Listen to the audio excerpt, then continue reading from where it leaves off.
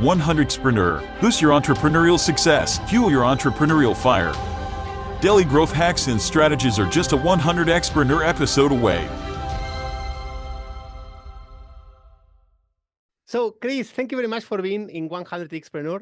Today we have a very special guest that is Chris Do. I met you last year in Entrepreneurs Organization. You gave us the January stamp job, and it was like very interesting training that we have with you. So one thing that I want to introduce about Chris Do. Chris Do is an entrepreneur, is an expert, is the CEO of the future, and he's helping people around the world to creating their own life and being in their own terms.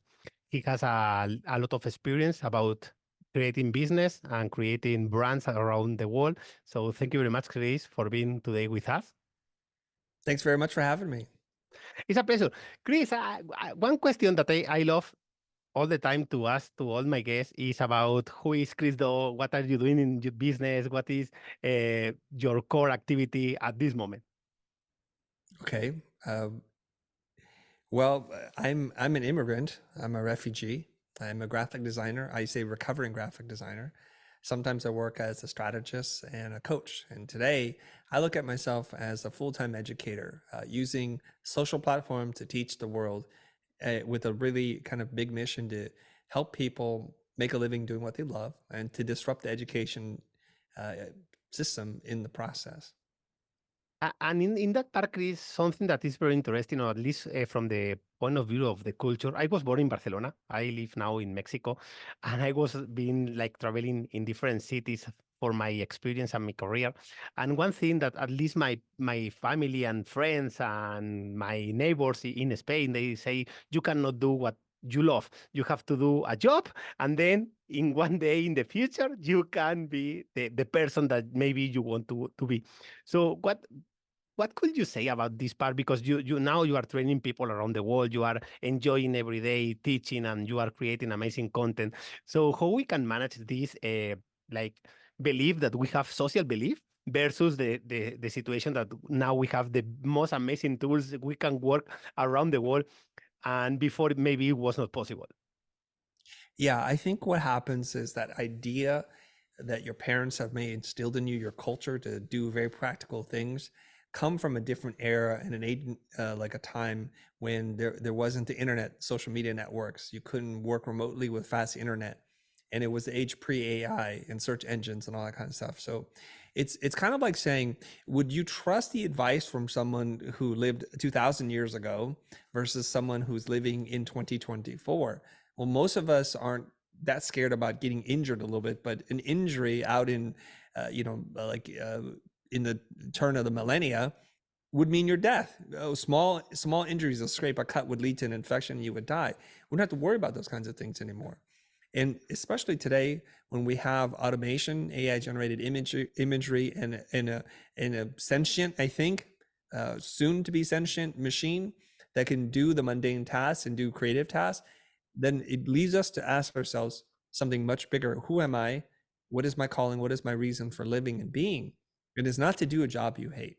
That's why I say you follow the things that you love, and they'll take care of you. And I think that this is something very important, because some people, we know that there are artificial intelligence, we have all the technology, we can do home office and travel around the world, be digital nomads, but the people sometimes they think, no, I need the employment. I need to do everything as my family did, because I don't know other way. So in that part, what was the habit or the habit that helped you the most in this professional career, creating content and helping people and teaching people?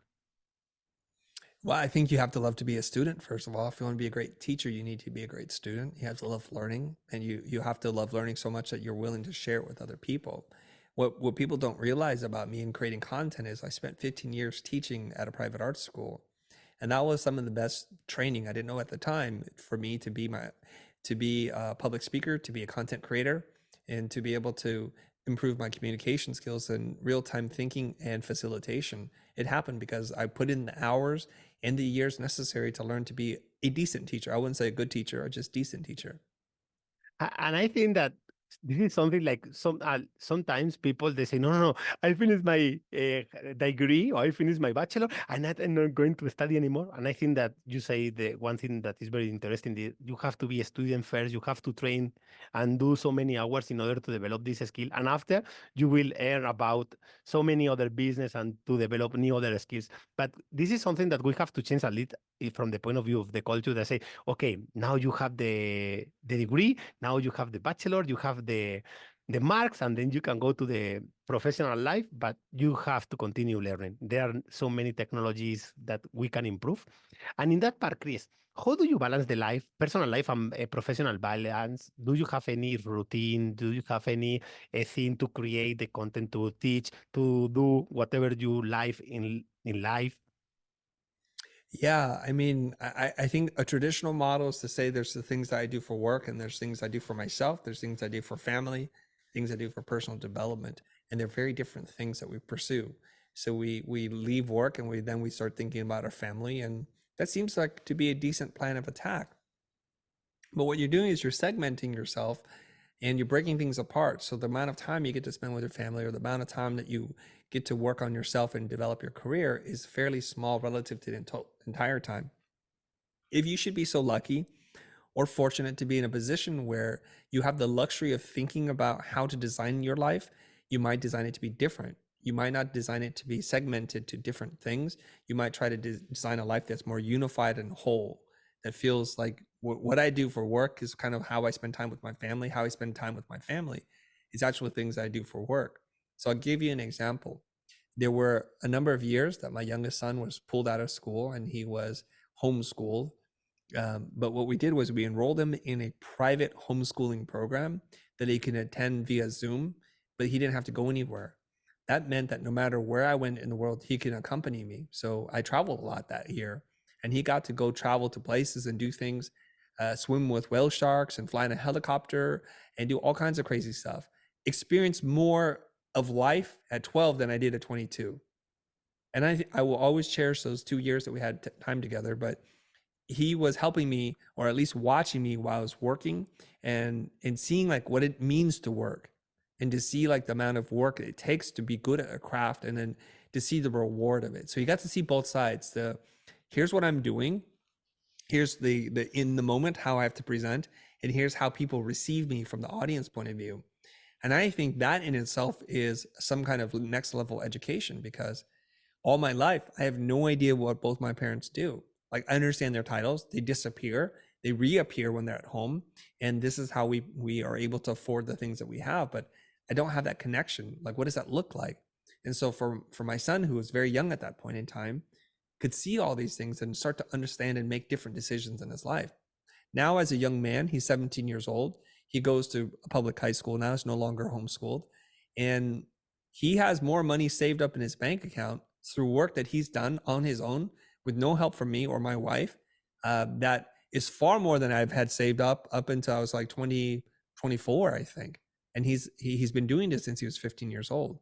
So it's pretty exciting for me to see like how our worlds are interconnected and how we can synthesize these different things into becoming a cohesive whole versus separate things that we have to do.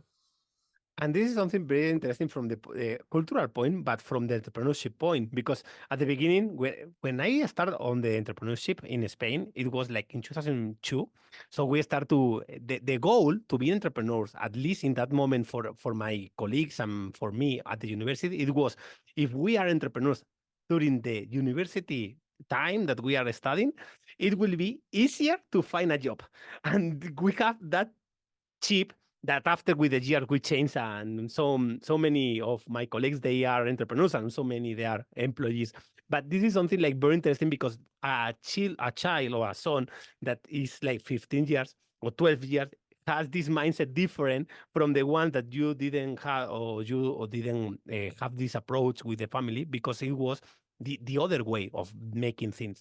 And I think that we have to think about this not only like entrepreneurs, if not a people that is living in this world. And one thing that is like very interesting is how we can arrange our life. Before it was okay, work, and then you can find and develop your life. Now we can design our life, and then we can develop the plan to make this happen. So in that part, Chris, if we have like you have like 1 minute to speak with your son, like in 15, in 20, in 50 years, and then you say, my son, this is the message of the history of your dad. What will be this history that you will share with your son after this 50 years having life with him and then teaching and then seeing his growth versus the one that you had? What will be Mm. this one story that you say about, son, I want to remember all the time, the time? Okay, so I just want to understand the question. The history I want him to know about his father or about our time together, or what I No, want no, him to the, do? the history that you want to share with your son, that remember always that your dad, this is the history of your dad in 1 minute. Oh, okay. Here's how I would say it. Son, no matter what happens, I want you to know this one thing about your father.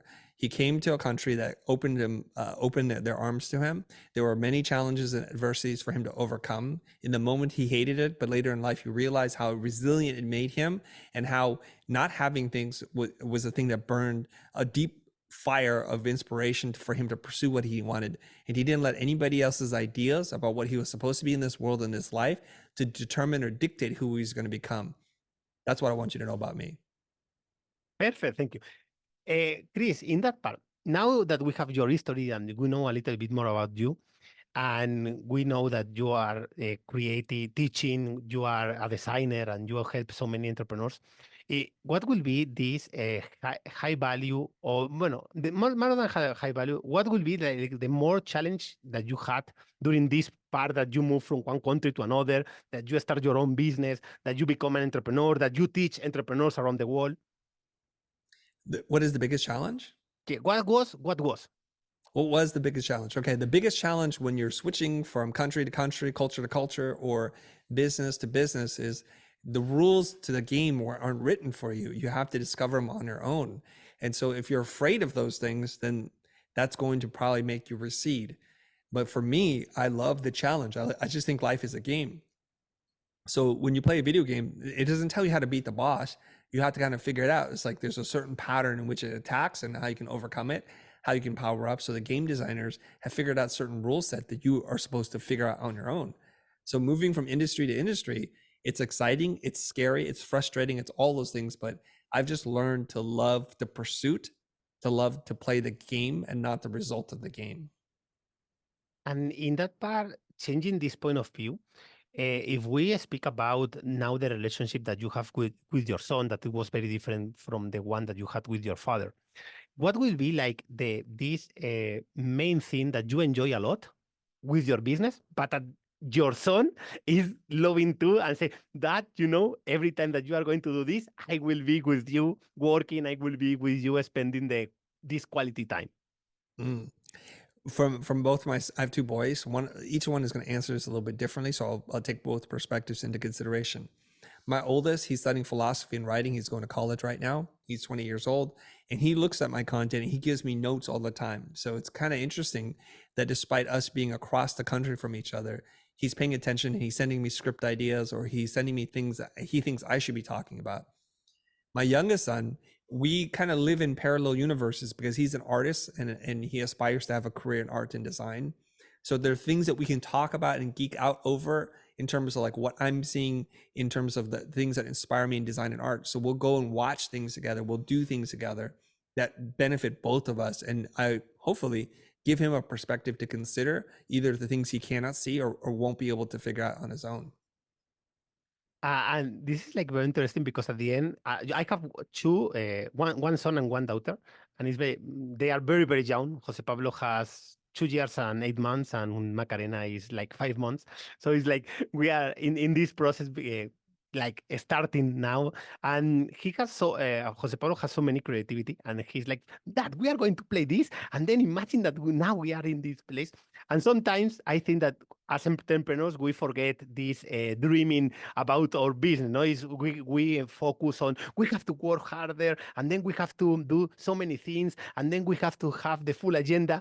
And with my son, he say, okay, Dad, now it's time to work. And he's like less than 3 years. So this is like very interesting from the point of view. So in that part, how we can reframe the mindset of a person that it was like doing the old way of business versus now the time that we say, okay, we have to have the quality time with the family. We have to enjoy the things that we do. We have to spend more time in the things that we love in order to grow our businesses. Yeah. Well, I look at it like this, like there's so much we can do as parents to teach our children what we should be doing. And we can do this with words, or my preference is to do it with action. So I think you are in one way or another creating a template for your children either to follow or not to follow. So for me, I want to live this life where I'm aligned with who I'm supposed to be. I'm doing the work that gives me joy, working my zone of genius, the stuff that matters, that has impact to me. And I'm leaving everybody to do their own thing. So as they're growing up, they have different ideas about who they are and who they can become. And I'm not trying to overly exert any influence over them. I'm just watching and see, oh, you're interested in that. Do you want to explore that a little bit more? If you do, I'll support that. Or do you want to do something different? That's okay too. So in a weird way, when all four of us together at home, everybody's kind of in their own corner, doing their own thing, being 100% themselves. And I like that. So we get together to eat, we might go somewhere, but oftentimes each person is doing their own thing. And I just like to see that they're realizing their full potential, doing what they want on their own terms. And I think that this is like very interesting because sometimes we have the other thing, no? We have to do the same thing because we are family, and then we have to do the same activity. It doesn't care if I don't like and you don't like, but we must do. So in that part, if we speak about one entrepreneur that he say, okay, now I have my business, we are starting, we are not making so much money, we want to achieve this seven-figure business, but at the moment we are lower, like 4 or 5. It depends in the moment that they are in this career. How we can create this brand, because the situation is what will be like the main strategy to focus in order to say, okay, I'm not making the $1 million, so I want to achieve this $1 million. What will be the most important thing to focus on the strategy, to focus on the brand, to focus on the sales? Okay, well, first of all, we need to have a skill set. Everything is built on a skill set. So, and Malcolm Gladwell would say you need to put about 10,000 hours into something before you can get really good at it.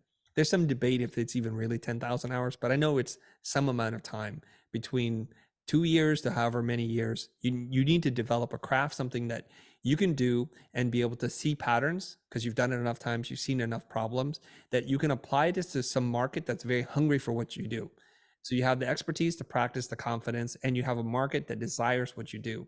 If you do this for them and you solve a big enough problem, getting yourself to the $1 million mark isn't that difficult. It's basically figuring out what you can do that someone would be so happy to pay you tens of thousands of dollars to do that you can do on repeat. And once you can do that, then you get to sit in a position where you can ask yourself, now that I'm no longer worried about money and paying rent, what does that want to do with my life? This is where I get to know who you are, work on yourself, work on personal development, and try your best to help other people along the way as you're moving up the ladder. And sometimes maybe it's like very easy because you say, okay, you have this value proposition, you know the customer, you see it, you make a very good work and they pay very well, and then you only have to repeat the system.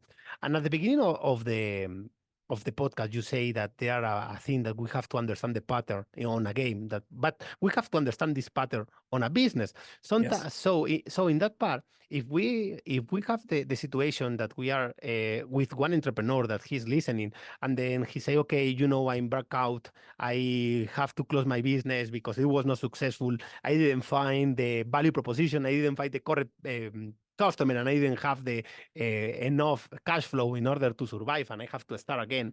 What will be this prompt or this pattern that they have to understand in order to say, okay, at least I'm going to help you to understand the strategy to achieve your $100,000 in order to survive. And after that, we can speak about scale, or we can speak about growth, or we can speak about the next level.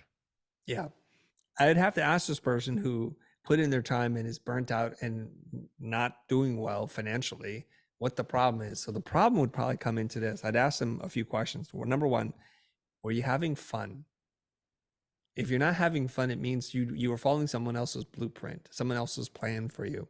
It should come from a deep rooted desire to do something that you enjoy. You need to enjoy it. Some people call that passion, but I'm kind of reluctant to use that word. So you have to have fun. Number two, you're having fun, but are you any good at this? Now, this is where it separates amateurs from professionals. There are people who love to play basketball, they love to play tennis, and there are only a small percentage of people who are doing it professionally. And what they do is they have the discipline to practice, to put in repetition after repetition so that they can get good at it. This is stuff that no one likes to do. It's like you can run pretty fast in a mile, but to be world class, it takes a lot more effort than just to do it because you feel like doing it. And so that's the kind of thing that separates people who are going to be okay and people who are going to be great. So if they answer yes to all these questions, like I was having fun, I was really good at it because I put in the practice. Now I did not succeed because I'm missing a piece of information. This is where they would use some of that money, the $100,000, to invest in closing that gap. So there's a good chance that they don't know something about branding, marketing, or sales. It's one of those three things usually. And when you can figure that out, you will be able to accelerate whatever it is you're doing to get to that 100x. And I think that this is like very important because sometimes it's not only a matter of creating a business, it's the time that you spend that you love, it's the time that you have fun. One thing that, Chris, I had the experience when it was like 10 years ago, we started a company in Spain. We were teaching people at the university on how to develop the public speaking skills. And it was like, we had very, very fun time. We have so many people. It was a moment that we had for each congress or each training, we had 500, 800,000, 800 people. So it was a large audience. So we had so many activities that we just say, okay, how we can make this more fun and then teach them and go to the next level. And it was very interesting because when I start other business few years later, I start to say, okay, I have to work harder. I have to do more like a structure, to be more structured and to have this more the roadmap. But I didn't enjoy. So I spent like 2, 3 years like working in a business that I didn't love until COVID arrived. And then I said, okay, now I'm going to create a new business from zero because this was not working. It was successful from the point of view of the money, but it was not a balance in my life. Yeah. So in that part, there are so many blueprints that we can change, and people will say, no, but I'm not good enough. I don't have the experience. I have the experience, but maybe I'm not the correct person. What will be like the most important thing to change in the point of view of the blueprint in order to move from being a solo entrepreneur to have this company and to be the CEO of the organization and not being the technical guy of the organization? Yeah, I think there's a couple of things that need to be able to know to go from solopreneur to being an entrepreneur. I think one of the things they have to realize is what are they really selling and where are their energies best spent? So oftentimes we think, well, I'm the best at doing all these tasks, so I'd never give up any of those tasks. So there's very little in which I can do to grow because there's only a finite amount of you to go around. So the first thing you'd have to do is say, okay, fine. I accept that there are other people who can help me do what it is that I'm doing such that I can buy back my time. And so I need to hire people. And I was talking to Noah Kagan about this. One of the greatest leadership skills that you can have is to hire people and to work with them because you're going to learn about management. You can learn about communication. You can learn about a lot of different things. And so hiring people is a leadership skill that you must develop. You figure out who to hire, how to fire, how to manage, how to coach, how to level up people. And sometimes you have to realize when to cut your losses. So delegating your task, your work, your job, your efforts and energy to other people to help you is one of the most critical things you're going to have to be able to do. And hopefully you're able to hire the right kinds of people that actually not only meet your standards, but exceed your standards. So now you have something that is greater than you or the other person. And the combination of the two, you working together, is going to make things bigger. We see this very clearly in the world of fashion in collaboration.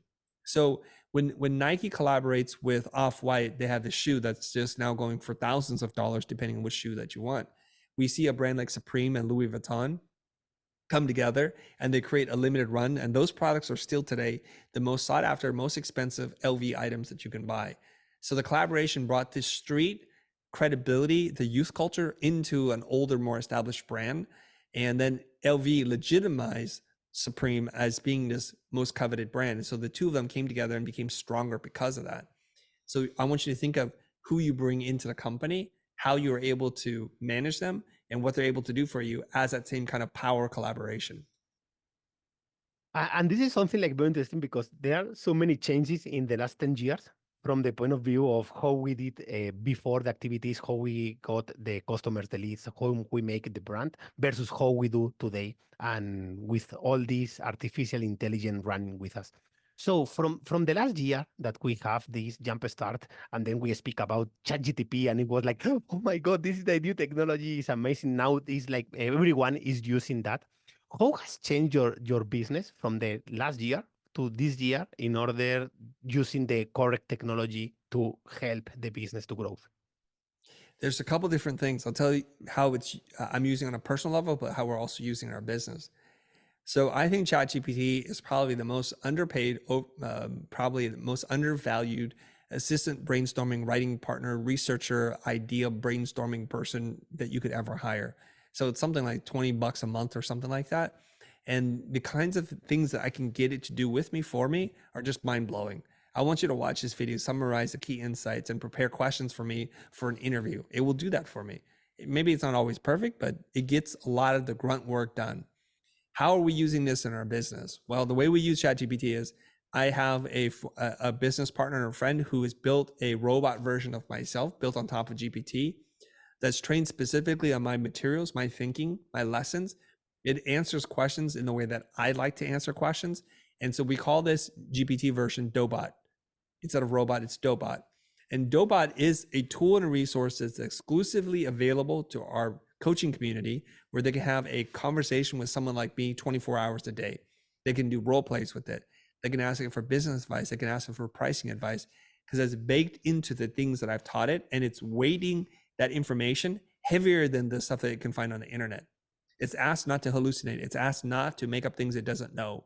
And it's asked to prioritize information that it's been taught as opposed to things that are on the outside. So that's a business model, and that's a tool. And so some people find great utility in working with the GPT version that we've created. The second thing is the same developer who's building this tool for me has created another tool to help me at scale publish search rich content, SEO rich content that is pulling from our long form content, the videos that we've made, into beautifully designed, almost like newspaper, news magazine style. So I'm just waiting for that moment to happen. So there we're leveraging the power of design and GPT to be able to then create beautiful web pages for us to make it easier for people to find us. And this is something like very interesting because sometimes I have a conversation with customers and with friends that they say, no, they are it's very difficult to find the right customer.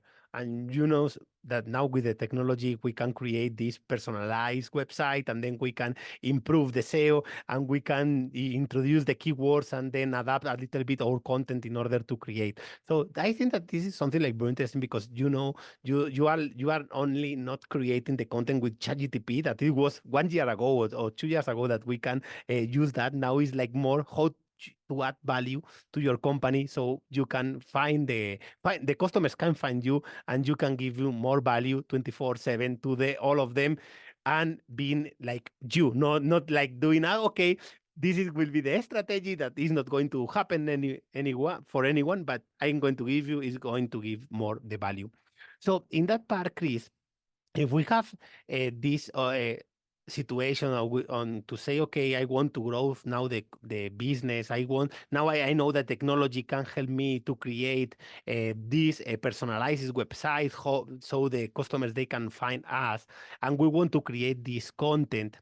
What will be like very interesting in the point of view of the entrepreneur, that now they see all these tools and they are, oh my God, this is so much work. There are so many content that the artificial intelligence is creating, but it's not the value that I need, because I'm overwhelmed because I have so many content and I don't know how to classify, how to put in order, how to create the perfect calendar. So what will what will be the recommendation for that people that they start to use like ChatGPT, but to create content, but now they are like overwhelmed because there are so many things that they don't know how to be on the road. Yeah, I think when people are overwhelmed, it's because they have some kind of shiny object syndrome, that there are so many new toys to play with, but you could just play with the toys you already have and be resourceful there.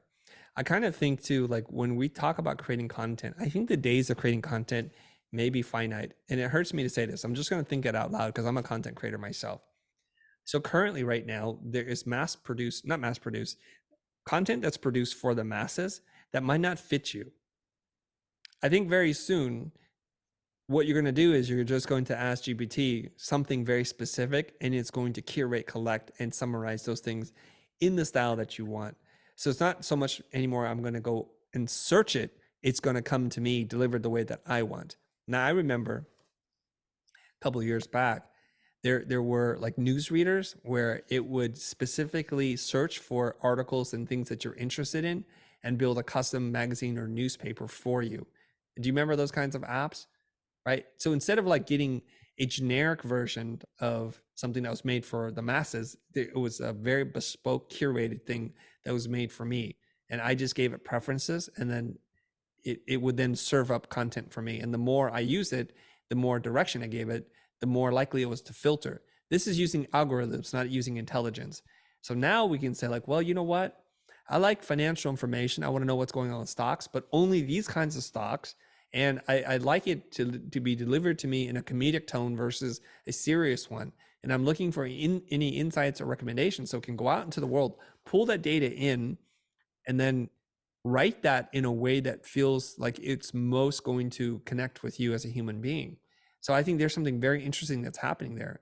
So number one, like, let's get over the fact that there are so many tools, because we're going to live in a time when we have an embarrassment of riches in terms of tools and resources, and more GPTs are going to create more GPTs and derivative products. You're going to get overwhelmed with this stuff. So let's stop doing that. Let's stop searching and start doing something, and use these tools to help us do what we're doing today, but do it better and faster. Okay. And this is something like very interesting, Chris, because now we have so many technologies that they can create so many other technologies, and they are at the end, we can like hyper personalize, but we can create so many things in our business around everything, and we don't need like budgets of 20 million bucks. We can do with a lower price a computer, and you say $20, a ChatGPT, Copilot, whatever is the technology that they're using, and they can get so many amazing work in that part. So in that part, as entrepreneur, as a CEO of the future, what is the main question that you ask yourself like every day or every week in order to continue growing? There's a couple of questions I can ask. If I have a coaching community. So the question I always ask myself and my team is, how can we serve our community better, get what they want with less friction, and get it faster? How do we celebrate what they do and highlight their knowledge so that it's not built just around what I'm thinking, but what they're learning as well? And so if we continue to do that way, we're going to have the most thriving, successful community. And the community allows me to do other kinds of things because it's a subscription-based model, right? So that's one question I ask. The other question I ask is, if I wasn't stuck doing everything that I'm doing today, what kind of life would I design for myself? And if I start to feel like I'm moving away from that, where what I'm doing, it doesn't give me joy anymore, I need to realign. This is not something I'm asking myself on a daily basis, but a periodic check-in with yourself. Like, are you sure this is the way you would design your business and your life if you're starting over from nothing? Most of us hold on to things that don't work because we're just so scared of the unfamiliar, the unknown, that we get stuck in these habits and routines, and it feels like impossible for us to break out of.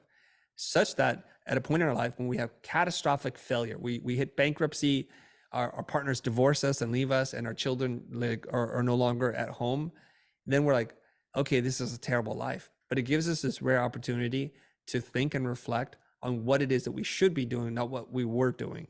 And I think that's a very liberating concept that you can apply without having to hit rock bottom.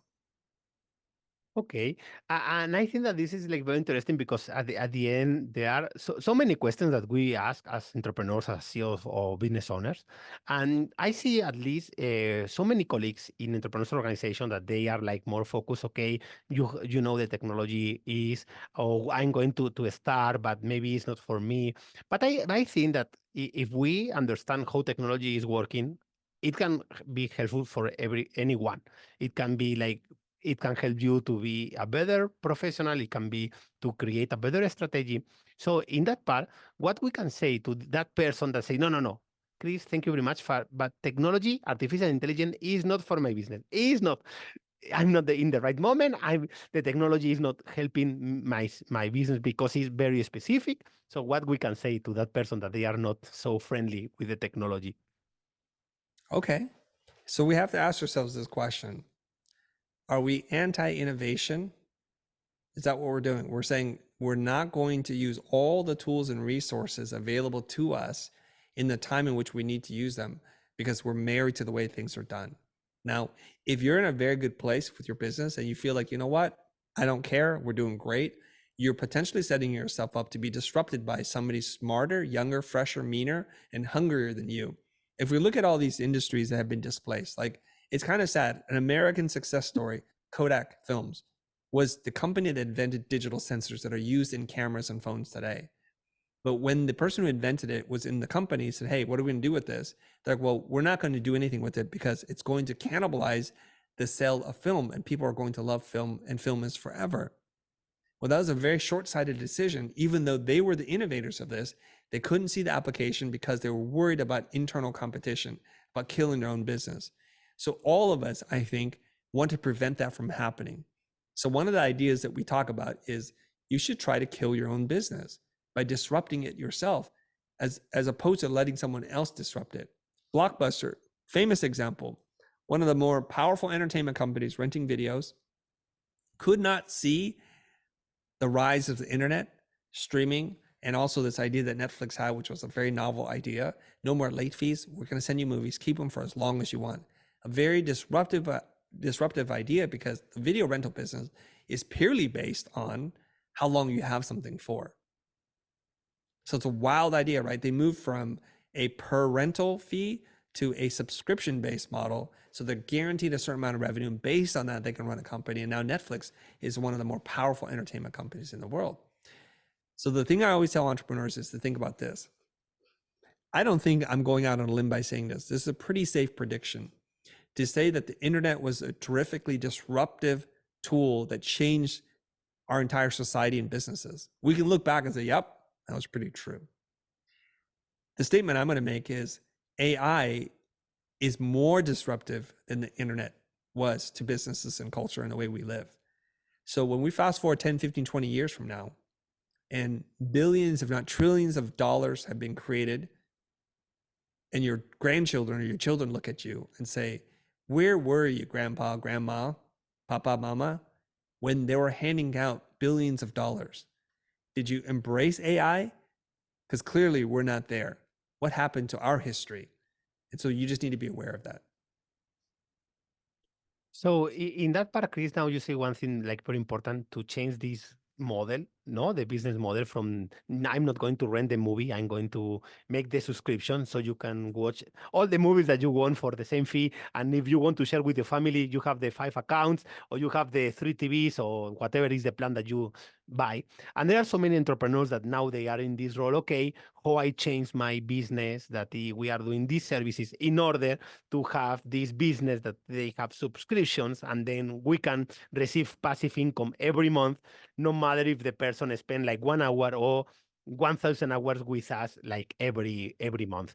So in that part, how we change or how we create more is how we create this model of subscription to get passive income in any business, thinking about all the complex things that we have to do and all the problems that we have to solve. Yeah, I hear the concern that you have. If you're an entrepreneur and you feel like you don't have enough time to even do the work that you have, that's a sign that you haven't hired enough people to help you. It's also sometimes a symptom of pricing below market. So many people are buying it. So if you sell tacos and you have a line out the door for like, I don't know, for 2 hours long line, at some point you can say like, do we want to just raise the price a little bit so that the line gets a little thinner? Or should we start a new business given that we have so much money? Should we hire more people? Should we create franchise options or opportunities? So the first thing is you have to go buy back your time. And if you're so successful, that's what money is for. Now, you probably then say to yourself, now that I bought back some of my time, a good portion of my time should be dedicated to disrupting our own business, thinking about new innovative business models, or at least looking at what the next 3, 5, 10 years is going to look like, so that we, as the captains of our boat, can steer the ship in the right direction and avoid the pitfalls that are sure to doom us. If we don't create that free time for ourselves, there's no way we have the luxury to think, to reflect, and to make better decisions. So once you have that free time, here's the crazy thing. You can ask ChatGPT. You can say, I'm Agustin, and I run this kind of business, and I need to be prepared for disruption that's coming from the emergence of AI, automation, the good enough revolution, whatever trends you want to talk about. Help me to design a business that's going to disrupt my own business. Okay. And see what it says. And so now you know what the threat's going to look like. You have to ask yourself, are we safe or are we not? So you can say, let's do a SWOT analysis based on your discovery, strengths, weaknesses, opportunities, and threats based on my current business as it stands. And you can look at that. And then you can say, help me generate 10 innovative business ideas that don't require me to reinvent, where I only have 4 hours additional every single week to work on this, that require capital under $100,000 to invest in. What are those ideas? And you can evaluate those. So you're going to use AI to disrupt yourself because AI is going to disrupt you anyways. And I think that this is like very interesting because sometimes we think only how to grow, but you say, okay, we are going to do things in different way. We are going to find these strengths or these opportunities in your business so you can use the technology and you don't have to invest like millions of dollars. You can do with maybe $100 or $1,000 or a small amount of money. So in that part, Chris, if you have this opportunity to speak with yourself 5 years ago and say, Chris, I'm going to share you so many so valuable insights, what will be this message that you will share with your phone with yourself in this 1 minute phone call? I'm going to tell them, my younger self, 2 things. Number 1, start making content right now. As soon as you can, make content. Don't worry about what it looks like. You'll figure it out. Number 2, look at AI tools and see how it can integrate into what you're doing to make your teams more productive, so that a team of 5 can act like a team of 50. The goal in life is not to work harder, but to work smarter. And AI is going to be that thing. And I think that this is like very important because sometimes we say, no, we need like 100 people in our team. We need the most amazing technologies. We need the best headquarters in the most amazing city in the world. And at the end, now that we can do trainings and we can do everything online, at the end, it's matter of you have a very good, valuable proposition, better than you have the better, nicer building on town. So Yeah. in that part, Chris, now that we have so many challenges and then you are working very hard with artificial intelligence, you have this community doing coaching, you have the people that you are teaching, and the goal that you have now is to achieve to 1 billion people, that they live their own life and they can do whatever they want and they can continue being an entrepreneur and creating this social impact. How do you see yourself in 5 years as entrepreneur and as a person? I hopefully in 5 years, I've created a viable business model, run an educational model that challenges what exists today, that does it better, faster, and cheaper, and is available to more people.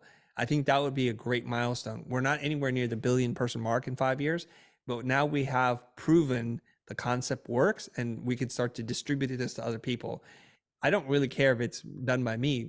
I do care that it's done. So if we can share it with more people, our blueprint, our game plan, so that they can do their part, then I would then start to count the lives that they impact as part of our billion counter. I'm not going to be able to do this alone. So I'm willing to invest my own time, money, and resources to prove the business model. And in that part, let's say that now we have like 100 people that will go with you doing one weekend, and it's like the hackathon to help Chris Do to achieve this goal of 5 years in only one weekend. Who will teach you to do? What will be the main things to focus on that weekend in order to help you to create this strategy faster and more with more strangers? Very good question. I like that question a lot. We struggle with marketing. I just put that out there. We struggle with marketing in the way that works with us, our core values. The reason why is because when we work with marketers, they apply a rinse and repeat plan that doesn't work with us. And so it's for them, it's about taking out more ads or doing funnels, lead magnets, and those kinds of things. And it's because most of the clients they work with have no engagement or low engagement. They have no audience. We already have those things.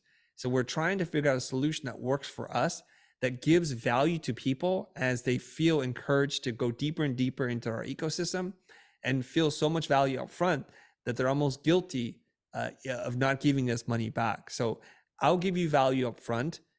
And when I do and you achieve the result, I just want you to come back and buy a product from us. So we would need help with marketing.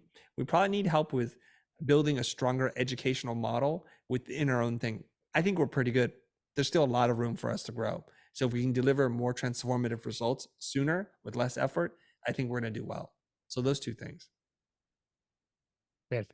And one last question. If we now that we are speaking about, okay, what was this call that you had with yourself?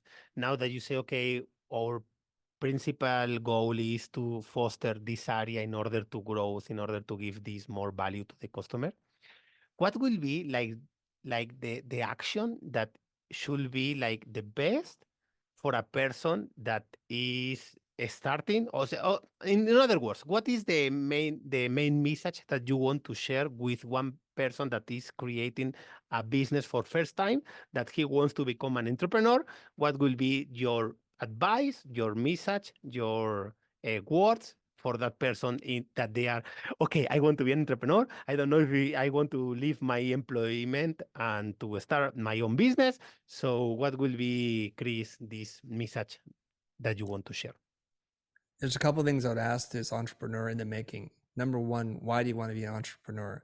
What are your motivations? What do you hope to achieve? What kind of impact do you want to create in the world? And I need to weed out the ones who are in love with the idea of entrepreneurship, but not actually ready to do the work, because it's a long, difficult road ahead and it's going to break most people.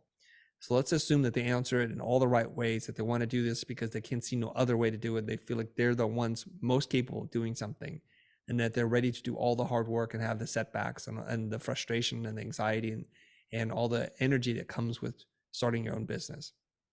The next thing I would tell them to do is, before you quit your job, reduce your expenses and your overhead at home as much as possible. Do not take on additional overhead unless it's absolutely necessary. That having an office building is a vanity play, and do as much as you can from your kitchen or from your garage. Convert it, use it as part of a tax write-off. Do everything you can as scrappy as you can. Don't worry about the optics, about what it looks like. Just worry about the fundamentals.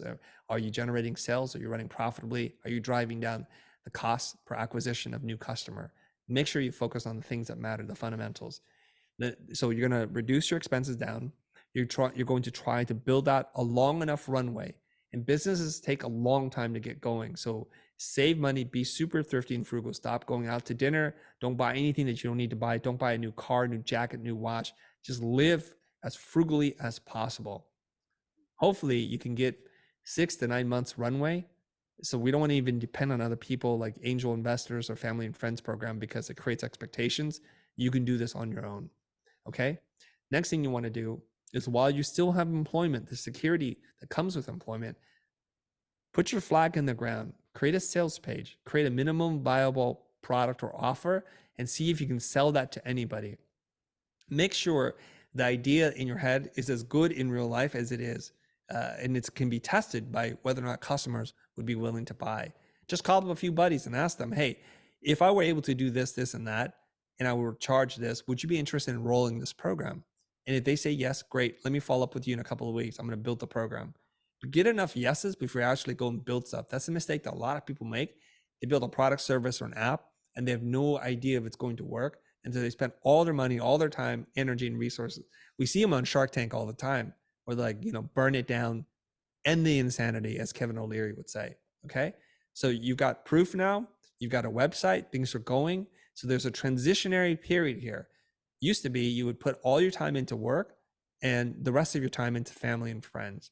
Now you have to kind of divide this a little bit. So you have to carve away some of the time from family and friends and say, for a period of whatever time, 3, 6, 9, 10 months, I need to focus on the secondary business. Can you partner in my life, cover for me so that we're still 100% at home? Absolutely. I can be here for 15%. Can you cover the other 85? And I'm going to give myself a short leash, meaning if I can get to this point, I'll thank you for giving me the space, and then I must end the insanity, because otherwise it's not going to work. So while this is working, you're going to be running basically a double shift.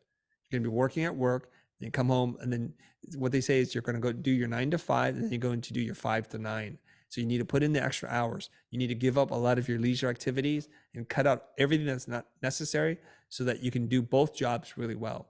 At a certain point, you're going to have so much evidence, and the evidence is in terms of new customers and revenue, such that it makes no sense for you to stay in the current employment that whoever you're working for.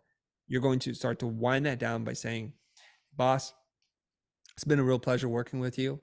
I figured out that I'm better served doing this other thing. I don't want to leave you out on a limb. So whatever time you need from me, but I'd like to put in my notice. You let me know when it makes sense. I could leave today. I could leave in 2 weeks. I could leave in 2 months. Let me know what works. I'll do everything I can to make this transition as smooth as possible for you, right? So what you want to do is you want to leave on really good terms, because your previous employer should be your first referral. Oh, you're doing this thing? Great. I knew you could do that. That's fantastic. I'll be customer number 1.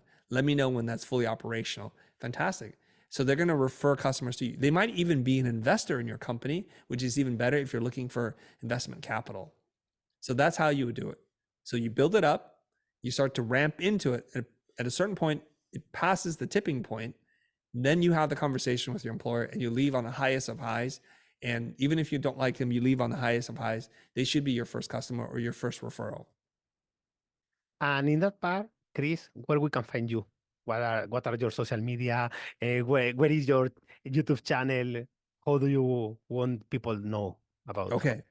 You could find me pretty much on any social platform. I'm at the Chris Do. Last name is Do, D-O. The company is called The Future. If you go to thefuture.com, F-U-T-U-R, there's no E at the end. Thefuture.com, you'll find everything else. So thank you very much, Chris. It was a pleasure to have you here in 100xpreneur. And thank you very much for sharing all these amazing tips, blueprints, and your energy with all our community. Thank you so much, Agustin. Thank you. 100xpreneur. Boost your entrepreneurial success. Fuel your entrepreneurial fire. Daily growth hacks and strategies are just a 100xpreneur episode away.